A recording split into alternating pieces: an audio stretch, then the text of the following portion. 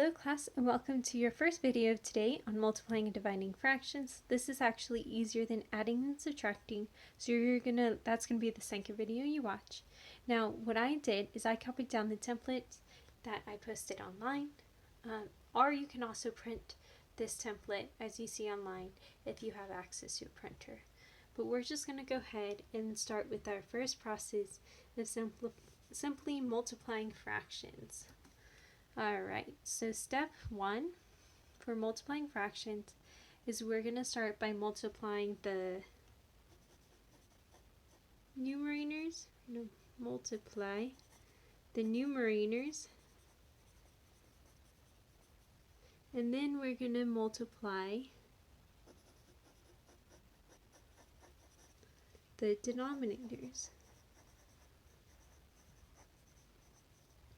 Okay. Our last step is simplify the resulting fraction if necessary. So make sure you have all these steps for the first process written down. You can pause the video anytime as you need. So let's go ahead to our example then. So step 1 said multiply the numerators. So again, these on top, these are called my numerators, and I'm just going to abbreviate. Those are numerators. The ones on bottom, think down, those are denominators. Okay, so I'm going to multiply the numerators. When I do that, I'm just going to multiply across.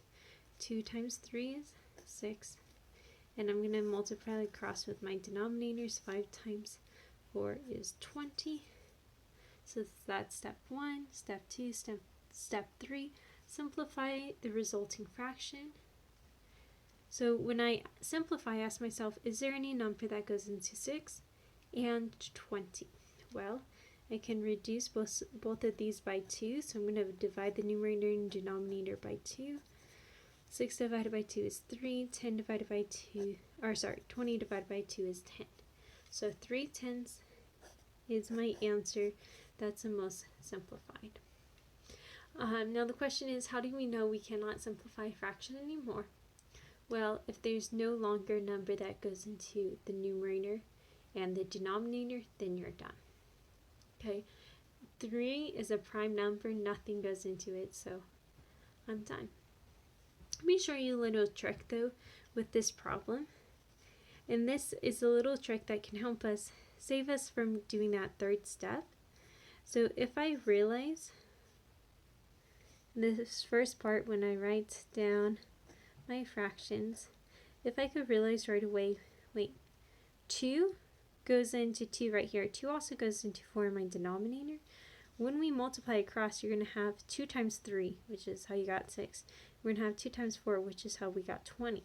But if I can go ahead and reduce by this 2 first, and I know 2 goes into 4 2 times, and then 2 goes into 2 once, and what I'm doing right now is I'm reducing my numerator and the denominator by 2.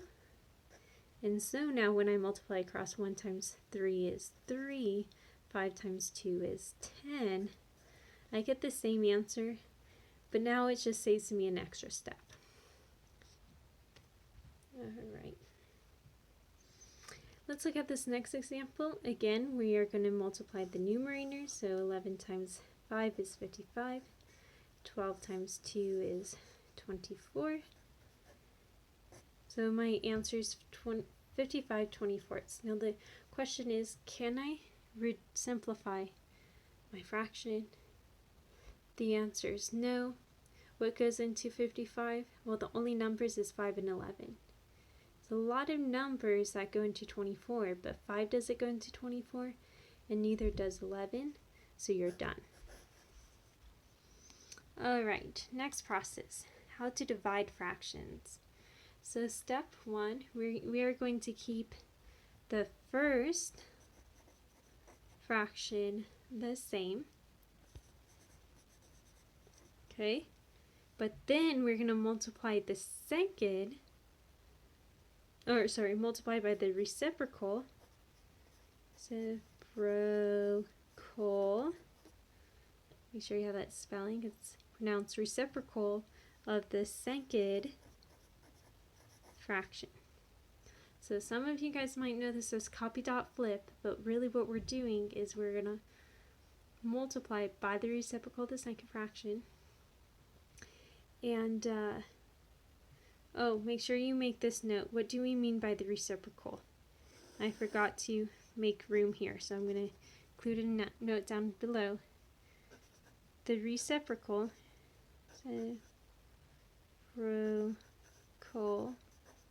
what that is we're going to flip the fraction upside down.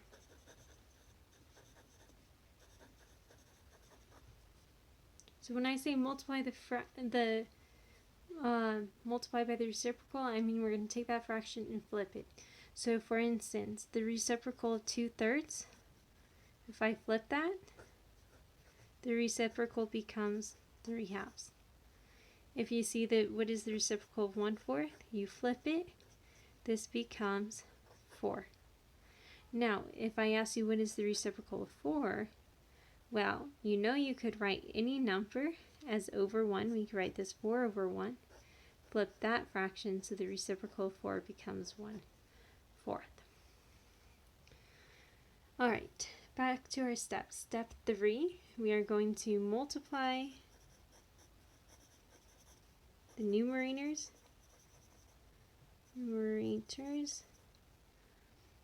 Step 4, we are going to multiply the denominators.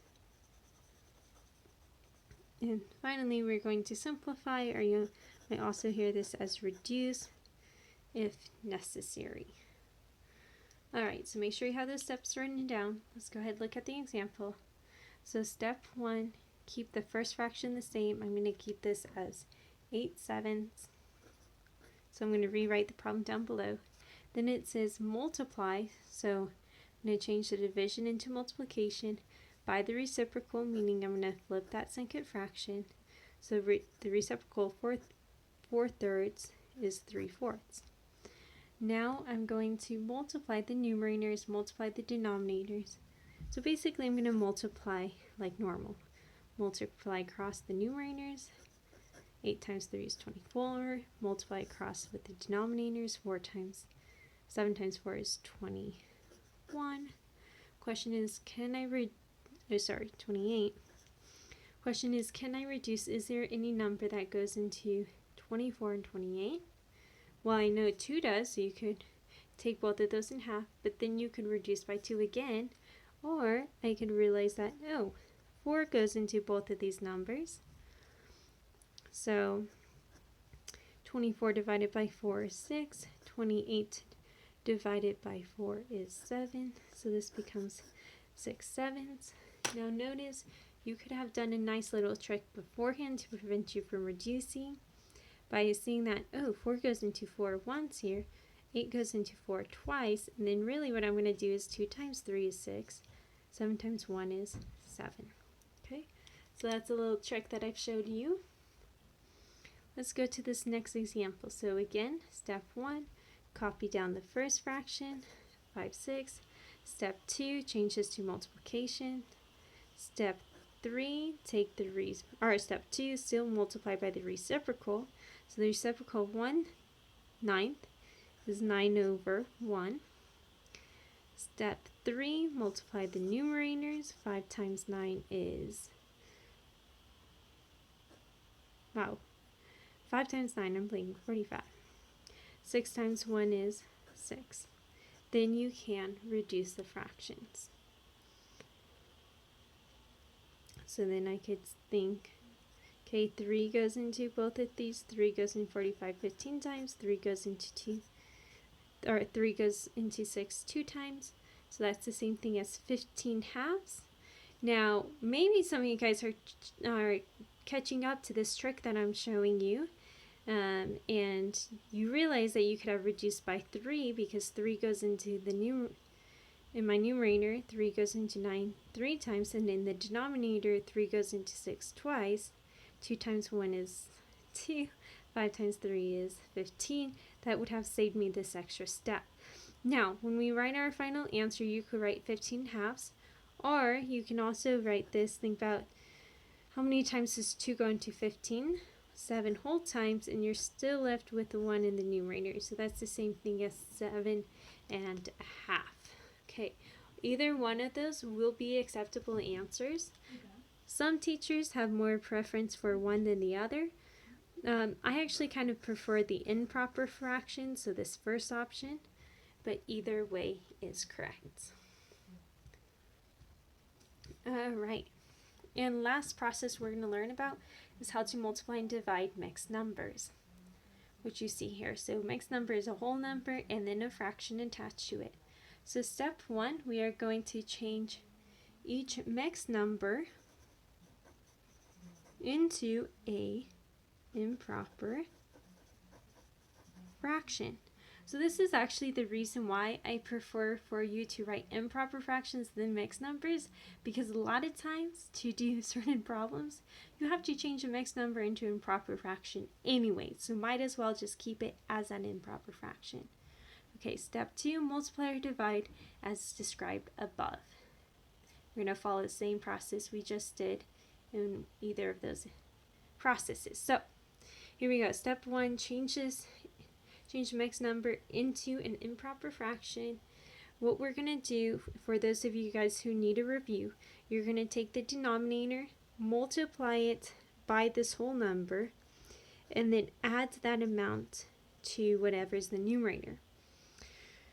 So I'm going to take 3 times 2 is 6 plus 1 is 7. So this is the same thing as 7/3. Now it's just as a reminder as to why.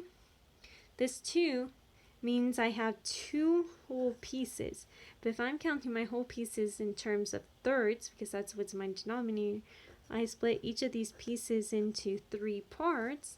You notice that now I have 6 pieces, okay, and each piece is a third.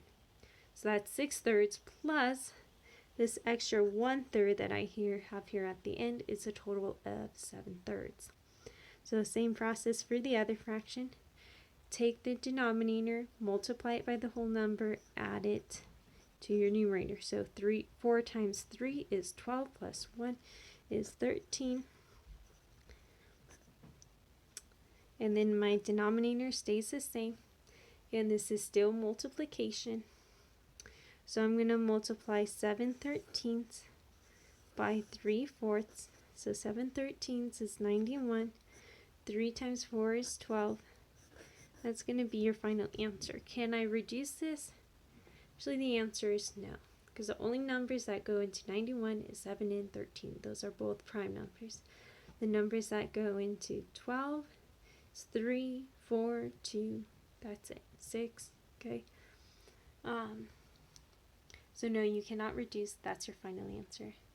Alright, you guys, here are all your notes for multiplying and dividing fractions. Make sure you have this recorded, as I will be checking. Alright, thanks so much for tuning in. Oh, and then afterwards you're going to do problems number 2, 4, 6, 8, 10, and 12 from the worksheet on multiplying and dividing fractions.